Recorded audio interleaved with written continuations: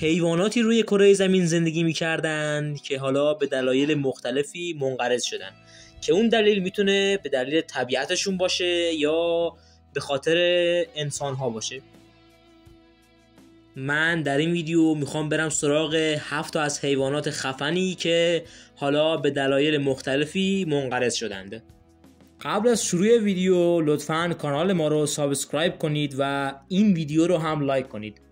شماره 7 اسمایلودان. شاید وقتی اول بهش نگاه میکنید فکر میکنید که یه ببره، ولی ببر نیست. اسمایلودان توی دشت‌های شمال و جنوب آمریکا زندگی میکرده، ولی متاسفانه در حدود 10,000 سال پیش منقرض شده، اونم موقعی که آخرین دوران یخبندان زمین بود. شماره 6 دایر وولف. یه گرگ وحشی بوده که وقتی که توی دوران خودش زندگی میکرده وحشی ترین گرگ های جهان بوده که این گرگ هم توی شمال آمریکا زندگی میکرده و حدود 10,000 سال پیش منقرض شده. شماره 5 تیتا نوبوا. این مار یکی از غول‌پیکرترین مارهای جهان بوده که بیشتر از 1 تن وزن داشته و تا بیش از 15 متر هم میتونسته رشد کنه و غول‌پیکرترین و بزرگترین ماری بوده که انسان تا به حال شناخته بوده. ولی متاسفانه این مار تا حدود 10 میلیون سال پیش زندگی میکرده، ولی بعد از اون دیگه منقرض میشه.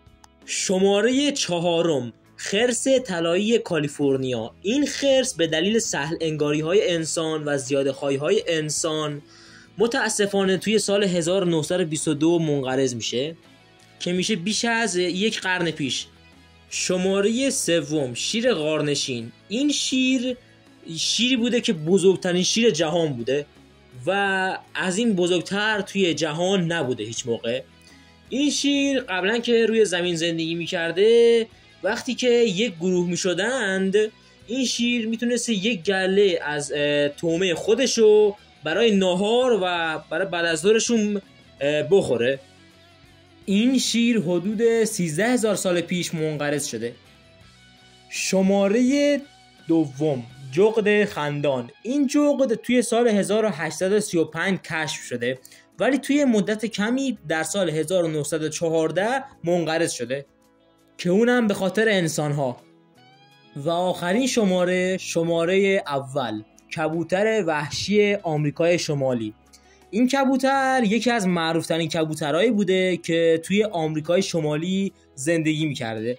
این پرنده دارای چند تا رنگ بوده و چند میلیون سال هم در واقع روی کره زمین زندگی می‌کرده، ولی متاسفانه به خاطر شکار بیش از اندازه انسان‌ها متاسفانه منقرض میشه. ولی این کبوتر تا سال 1914 توی یه باغ وحشی نگهداری میشده، ولی متاسفانه توی همون سال هم دیگه منقرض میشه.